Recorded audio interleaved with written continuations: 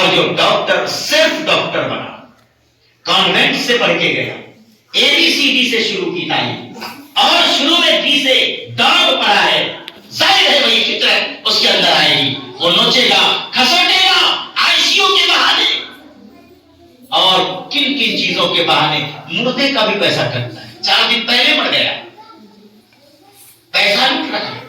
اسلام یہ نہیں سکھا سکتا ہے، اسلام ایسی تعلیم نہیں دے سکتا، لہذا اپنے بچوں کو بنیادی تعلیم تو دیجیے، ہر حال میں دیجیے۔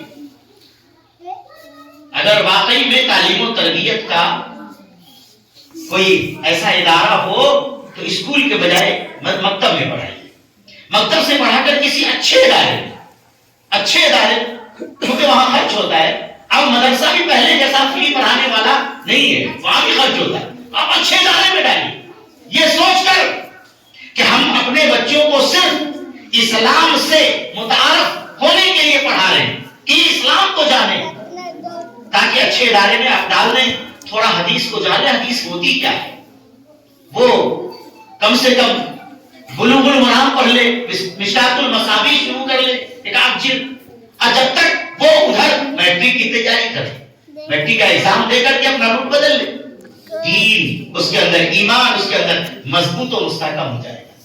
تو یہ کام مسلمان کرتے نہیں، اور لوگ اپنی شان بڑھانے کے لیے اپنے بچوں کو کانوینٹ میں ڈالتے ہیں۔ سب سے پہلے کانوینٹ میں، مدرسے میں اگر بچوں کو ڈالا گیا تو اللہ بیت اللہ شریف کی جو پہلی وحی آسمان سے اتری ہے اس کے مطابق تعلیم شروع ہوتی ہے، اقرأ بسم ربک الذی خلق، اے لوگوں اس رب کا نام لے کر پڑھو جس نے دنیا کو، کائنات کو پیدا کیا، یعنی بسم اللہ الرحمن الرحیم کر کے اپنی تعلیم کا آغاز کرو۔ تو مکتب میں مولوی چاہے جیسا بھی ہو، بغدادی پڑھانے والا ہی مولوی کیوں نہ ہو، اپنے بچوں کو الف با ہی کیوں نہ پڑھانا شروع کرے، سب سے پہلے پڑھاتا ہے، پڑھ بیٹا بسم اللہ الرحمن الرحیم۔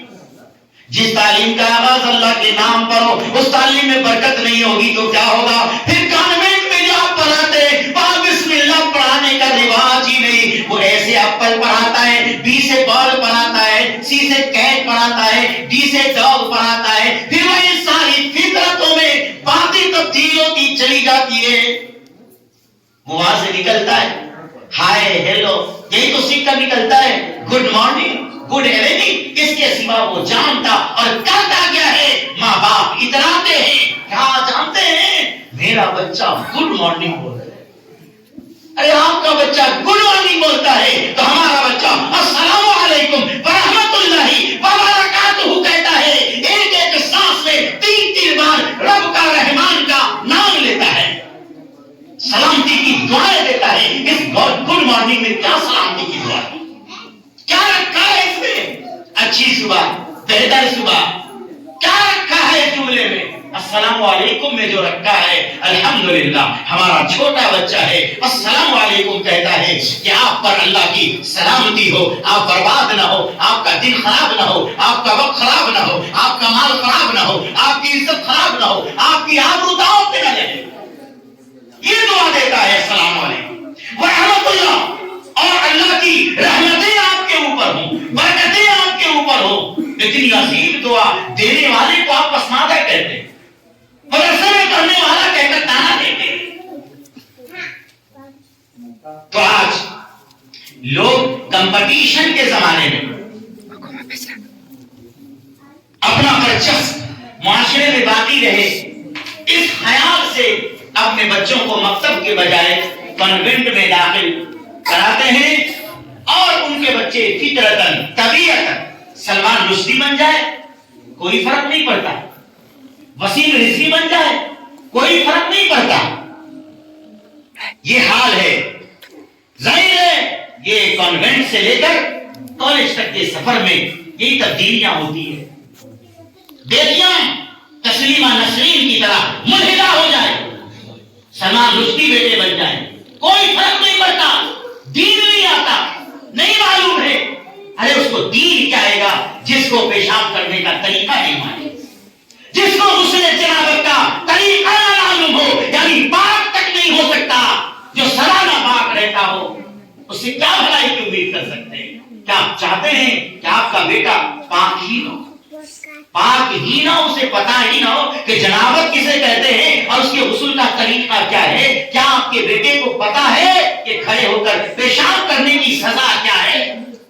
نہیں ہے۔ کیا آپ چاہتے ہیں اللہ کے نبی صلی اللہ علیہ وسلم قبر کے پاس سے گزرے، دو قبریں تھی، دونوں کو سزا ہو رہی تھی، پیارے نبی رک گئے، صحابہ کو بھی روک لیا اور فرمایا کہ جاؤ کھجور کی ٹہنیاں کاٹ کر لے آؤ۔ بمشکل کھجور کی ایک ٹہنی کاٹی گئی، پیارے نبی نے اس کے دو ٹکڑے کر دیے، ایک ٹہنی کا ٹکڑا ایک قبر پہ گاڑ دیا، جبکہ دوسری ٹہنی کو دوسری قبر کے اوپر ڈال دیا یا گاڑ دیا۔ آگے بڑھ گئے، اللہ کے نبی صلی اللہ علیہ وسلم سے صحابہ نے عرض کیا، اے اللہ کے نبی یہ کیا ہوا؟ کیا وجہ تھی؟ کیا بات ہوئی کہ آپ نے کھجور کی ٹہنیاں دونوں قبروں پہ ڈال دی؟ کہا اللہ کے نبی صلی اللہ علیہ وسلم نے فرمایا کہ ان دونوں قبر والوں کو قبر کے اندر عذاب ہو رہا تھا۔ ہم نے محسوس کیا جب ہمیں بتایا گیا، ہم نے سوچا کہ جب یہاں سے ہم گزر رہے ہیں، اللہ نے ہمیں جتنا سا اختیار دیا ہے اس اختیار کے نتیجے میں اتنا سا فائدہ پہنچ جائے۔ میں نے جو یہ ٹہنی گاڑ دی، پروردگار عالم اس معجزے کے اثر سے ان قبر والوں کو اس وقت عذاب میں تخفیف کر دے گا جب تک یہ ٹہنیاں قبر کے اوپر ہری رہیں گی، جب تک یہ ہری شاداب رہیں گی عذاب میں کچھ کمی ہو جائے گی۔ یہ معجزہ ہے، میرے اختیار میں اتنا تھا، میں نے یہ کر دیا۔ صحابہ گھبرا گئے، کہا سن لو کوئی بہت بڑا گناہ نہیں کیا تھا ان لوگوں نے، وما يعذبان بكبير، سن لو کہ ان دونوں قبر والے نے کوئی بڑا جرم نہیں کیا تھا، بڑی غلطی نہیں کی تھی، کوئی شرک کا کام بدعت کا کام نہیں کیا تھا، تعویذ گلے میں لٹکا کر نہیں گھومتا تھا، اپنے باہوں میں نہیں باندھ کر گھومتا تھا، سیپیاں اور دوسری چیزیں نہیں لٹکا لی تھی، قبروں کے طواف و سجدے نہیں کر لیے تھے، اس نے کوئی شرک کا کام نہیں کیا تھا، کوئی بڑا عظیم گناہ نہیں کیا تھا۔ ان میں سے ایک چغل خور تھا، ادھر کی بات ادھر، ادھر کی بات ادھر، اگر کسی نے کام میں کہا تو پیٹ کھل گیا، جب تک 10 آدمی کو نہ بتا دیں، بس ادھر کی ادھر کرنے میں چغل خوری میں لگا، اسی کی سزا ہے یہ۔ اور دوسرا وہ آدمی ہے جو پیشاب کے چھینٹے سے نہیں بچتا تھا، پیشاب کا چھینٹا پڑ گیا تو پڑ گیا، کھڑے ہو کے پیشاب کیا چل دیا، پیشاب کیا طہارت نہیں لیا چل دیا، بس یہی تو قصور تھا اس آدمی کا۔ اتنی چھوٹی غلطی کی وجہ سے قبر میں عذاب۔ آج ہمارے بچے اگر اسکولوں میں پڑھ کر تطہیر کا طریقہ نہ جانے، اگر پیشاب کرنے کی کا طور طریقہ نہ جانے، اسی وجہ سے اگر قبر میں عذاب دیا جائے تو کون سا باپ کون سی ماں ہے جو اس عذاب کو برداشت کر لے کہ میرے لاڈلے کو قبر میں سزا دی جائے؟ اگر مولوی بن جاتا تو اس لاڈلے کو قبر میں وہ سزا نہ ہوتی، کیونکہ اسے تطہیر کا طریقہ معلوم ہے۔ تو آپ چاہتے ہیں کہ آپ کے بچوں کو ایسے سزا ہو؟ نہیں، یہ راستہ سب سے بہترین راستہ ہے۔ آئیے اس راستے کو مضبوطی کے ساتھ اپنائیں، اور جب دین سیکھ جائے، ایمان کی شاخیں معلوم ہو جائے، ایمان اس کے دل میں راسخ مضبوط ہو جائے، پھر ڈاکٹر بنائے، انجینئر بنائے، کیا فرق پڑتا ہے۔ اور ابھی شاہین گروپ نے گرچہ اس کا کچھ طور طریقہ پر اعتراض ہے، ہم کو بھی اور بہت سارے علماء کو بھی، اس کا طور طریقہ عجب ہے، انوکھا ہے، وہ صحیح نہیں ہے، اندرونی کچھ طور طریقے، لیکن اس شاہین گروپ نے یہ ثابت کیا ہے اور اس پہ اس کا تجربہ ہے، وہ کیسے کہ جو قرآن مجید کو حفظ کر لے اس کو ڈاکٹر بنانا بہت آسان ہو جاتا ہے۔ لہذا جب سے یہ انگرائنی مدارس کے فارغین نے اس فیلڈ میں اتنا بڑا جھنڈا گاڑا ہے کہ اس سے بلند کسی کا جھنڈا ہو ہی نہیں سکتا۔ ہر سال 10 20 علماء کرام MBBS نکالتے ہیں، اور آج جائیے دہلی جامعہ کے اندر ہر فیکلٹی میں مدرسے کے فارغین نے سکہ جما لیا، ہر فیکلٹی میں۔ سب مدرسے سے پڑھ کے آئے ہوئے لوگ کہتے ہیں مدرسے میں پڑھ کے کیا کرو گے؟ مدرسے میں پڑھنے کے بعد عالم بنو گے، مدرسے میں پڑھنے کے بعد حافظ قرآن بنو گے، مدرسہ میں پڑھنے والے ڈاکٹر بھی بنیں گے، مدرسہ میں پڑھنے والے انجینئر بھی بنیں گے۔ آپ جو بنانا چاہتے وسلم فرماتے ہیں ہر بچہ جب پیدا ہوتا ہے تو مسلمان پیدا ہوتا ہے، اس کے ماں باپ اسے یہودی یا عیسائی بنا دیتے ہیں، ماں باپ جیسا چاہیں گے بنا دیں گے۔ اے مسلمان اپنے بال بچوں کو ایمان والا بناتے ہوئے اگر ڈاکٹر بنانا چاہو تو تمہیں کوئی روک نہیں سکتا، انجینئر بنانا چاہو تو تمہیں کوئی روک نہیں سکتا۔ کون روک دے گا بھائی؟ ہمیں اختیار ہے، ہمیں اپنے بیٹے کو ڈاکٹر بنا لیں گے، آسان ہے۔